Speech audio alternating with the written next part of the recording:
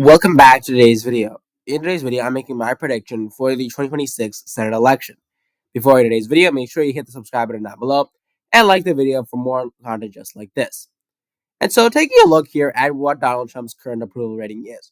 Donald Trump currently has a plus 0.7% approval rating. His approval rating is at 47.9% and his disapproval rating is at 47.2%. This is most recent off of Donald Trump's basically 38th day in his presidency. Let's compare that to how Donald Trump's approval rating was in his first term at approximately really the 38th day. So on the 38th day, you're seeing here that Donald Trump had a disapproval rating of 50% and an approval rating of 42.9%. So basically a 7-point difference there in his approval rating to in his disapproval rating to approval rating. Whereas now he has a plus 0.7% approval rating. And so you're seeing that Donald Trump's approval rating is definitely much higher.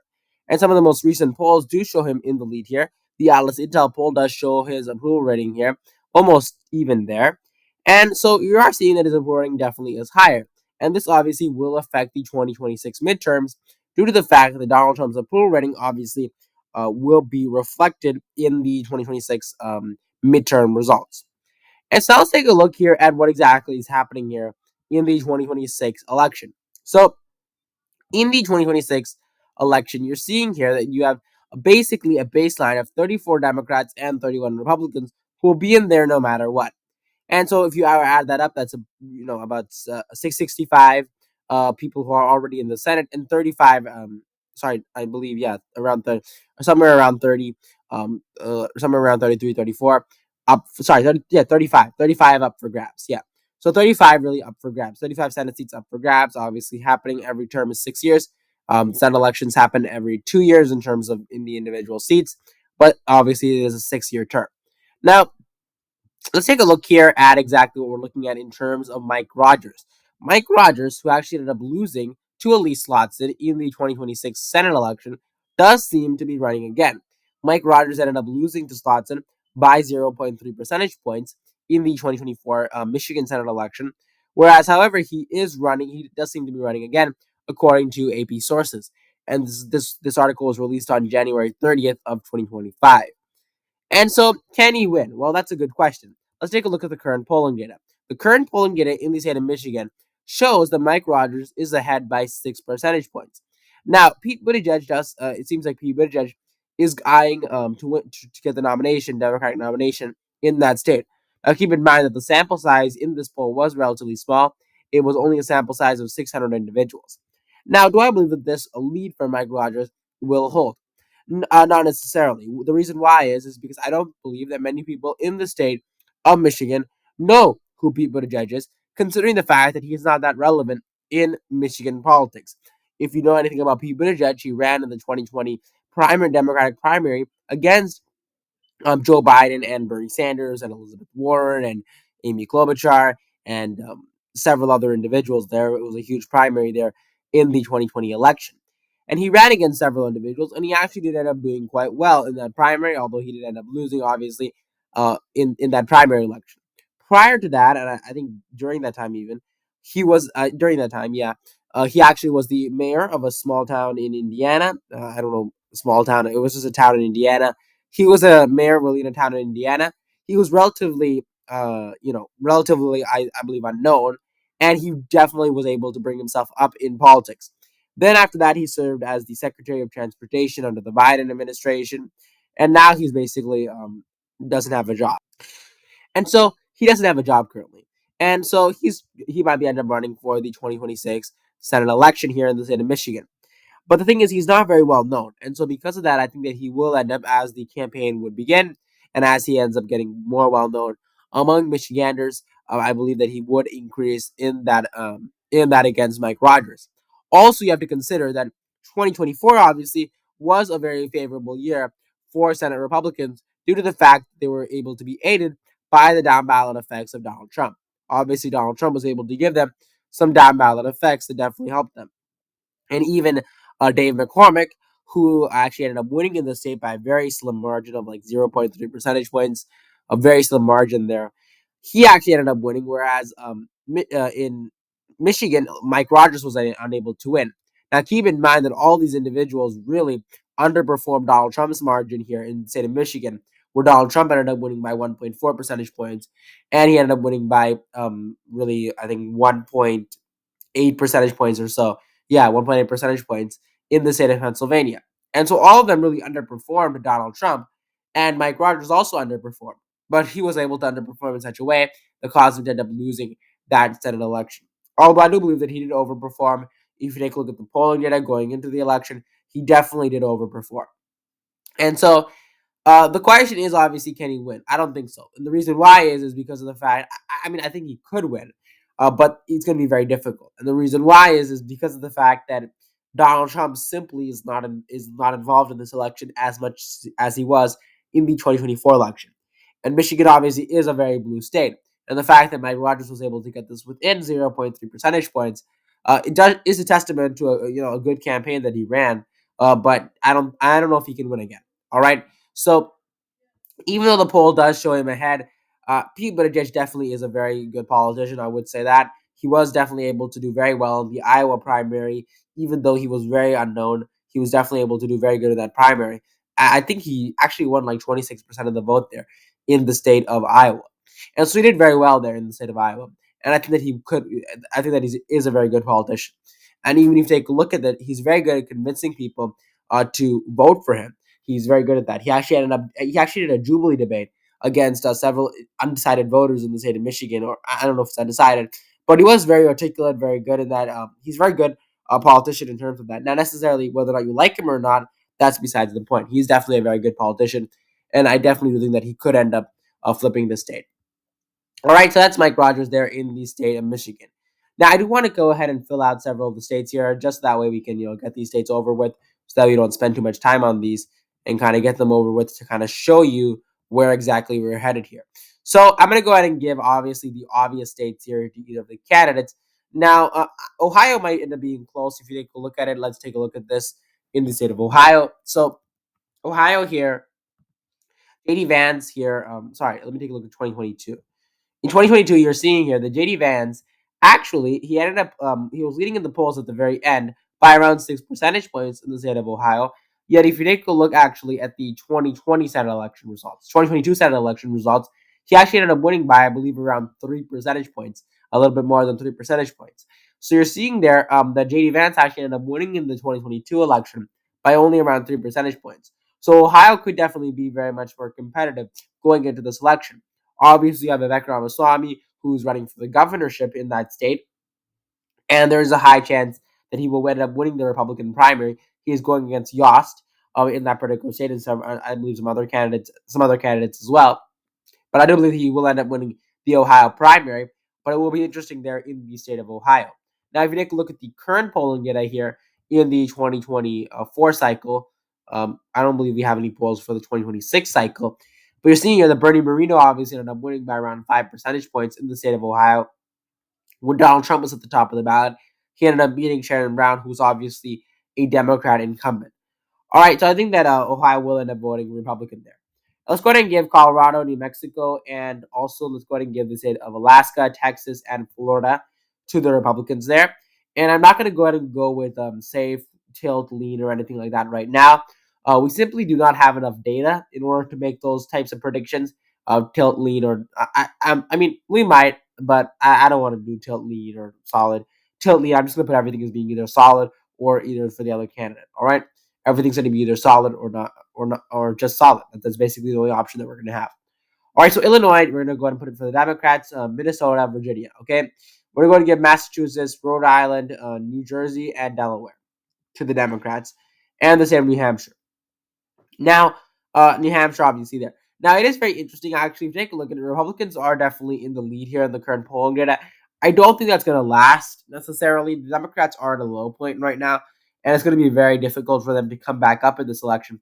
But I just want to show you here a very interesting poll that I saw. I believe it's no, sorry. I saw it in a state. Sorry about that. Let me just go ahead and skip that. But definitely, Republicans are doing much better in the polling data currently. If you take a look at a lot of the swing states, they are definitely doing better. Now, I want to take a look at, in particular, Georgia, North Carolina, and Michigan, and Maine. All right. So let's go ahead and start with the state of Georgia. So Georgia is a very interesting state. You have the governor currently, who is Kemp here, who is actually possibly running for the senatorship in that state. Now, Kemp, if he does end up running for the senatorship, he probably will end up winning. If you take a look at it, currently he's beating Ossoff, who is a Democratic incumbent. So definitely, it's not necessarily an easy state for Republicans to end up winning. But there is a high chance that he will end up winning in this state if he does end up winning the nomination.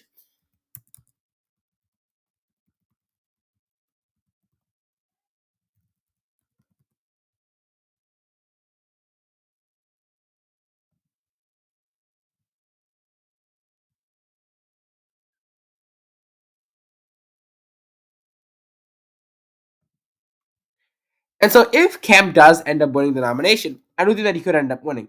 And one of the reasons, again, why this is one of the reasons why I wanted to highlight name recognition, because if you take a look at this, Kemp is currently beating Ossoff by like 4 percentage points, 7 percentage points, 6 percentage points. They definitely are big margins. And one of the reasons why was due to the fact that he obviously is the governor in that state and he has much more higher name recognition. He, in fact, was able to beat Stacey Abrams in the 2022 election in the governorship by around 5 percentage points. So definitely a very big margin there. And name relevancy does matter because you're seeing here in these other individuals, for example, King, Collins, Carter, these individuals are being beaten by Ossoff by large percentage points, and partly I believe that is due to name recognition and name relevancy does very much matter. That's why in the state of Michigan, I think that it is gonna be difficult for Mike Rogers to end up winning, even though he's ahead currently by 6 percentage points. I think name relevancy will matter, and as Pete Buttigieg definitely does end up going out there and campaigning, it will be much more difficult for Mike Rogers to end up winning. I'm not saying it's impossible. I'm not saying that it's. I would say that if Mike Rogers were to win, I would be a little bit surprised, but I wouldn't necessarily be that surprised. All right. So keep that in mind there. All right. So Georgia, I think that is going to end up voting Republican. All right. So already Republicans have already won, obviously, but we're just going to go ahead and continue on. In the same North Carolina, North Carolina is interesting, and some of you guys might be very interested in my prediction here. But North Carolina here, you have here Laura Trump, who is, I believe, the wife of Eric Trump, who is the son of Donald Trump. Um, Laura Trump is the wife of Eric Trump, who is the son of Donald Trump. Okay, Laura Trump. Laura Trump in the Republican primary, it does seem like she might end up winning. But you're seeing here that actually Laura Trump is actually doing pretty well here. She's actually only behind by 1 percentage points against Cooper, who might be the Democratic nominee, obviously.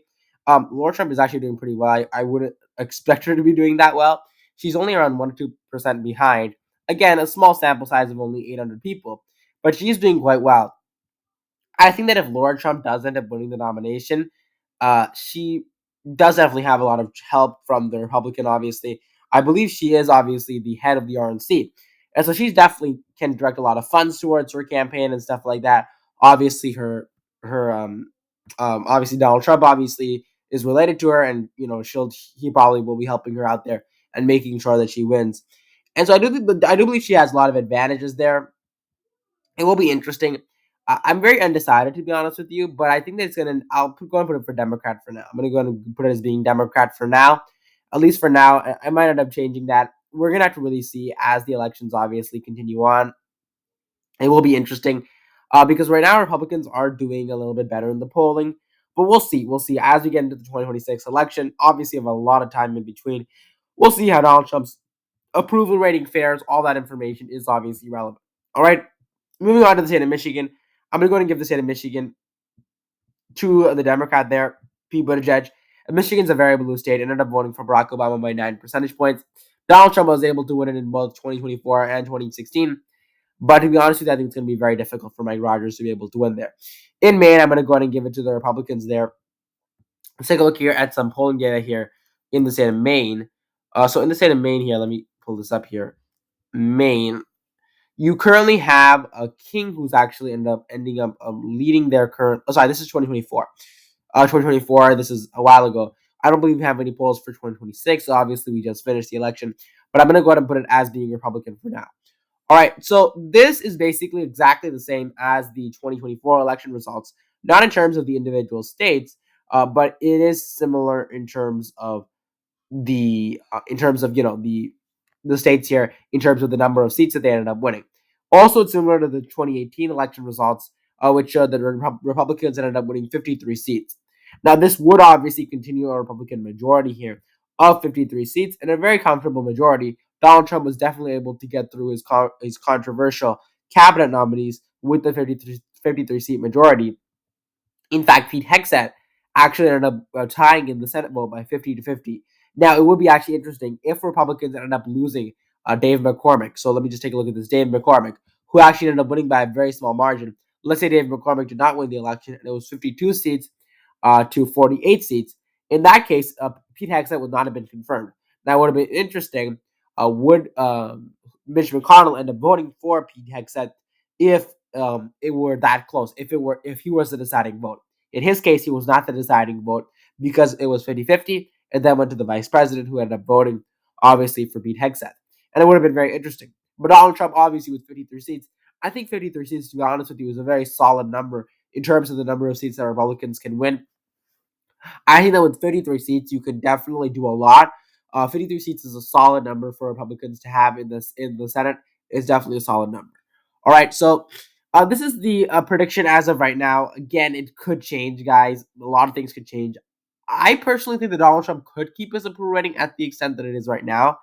Um, Obviously, you had special elections in the state of California. Don't read too much into special elections. Don't do that at all. I did not read too much into special elections in 2024, and I ended up being correct. And I want to be very consistent. Don't read too much into special elections. Now, special elections, you have to understand this. Special elections, whenever you have a special election, you have high propensity voters who are voting in that election. So whenever you have a special election or a Senate election or a midterm election, high propensity voters are voting in that election, not necessarily low propensity voters. And the reason for that is because of the fact that not very many people vote in special elections, right? It's not a presidential election. People are not knowing about it very much. And so only the high propensity voters ended up voting in that election. And what you saw was Republicans did end up winning in the California there, in the state of California. And that will be interesting. Now, the midterm elections obviously are high propensity elections where only the high propensity voters will end up voting, and low propensity voters will typically not end up voting. And so, will the California Senate elections, influence the 2026 election? Maybe it might, because it could be an indicator, obviously, because both of those elections are high propensity elections. Whereas in 2026, you're going to see 2028, you're going to see low propensity voters and high propensity voters who are voting. And so, it could be an indicator. I did not actually predict the 2022 election. This channel was actually created after the 2022 election. It was created in August of 2023. So I did not actually do a prediction for that election. But definitely the special elections, I believe, will be more predictive of the midterm election compared to the actual 2028 election. And the reason for that is because, again, special elections are high propensity elections. Midterm elections are also high propensity elections. And so when you take a look at it, if Republicans are energized more, you could end up seeing them winning.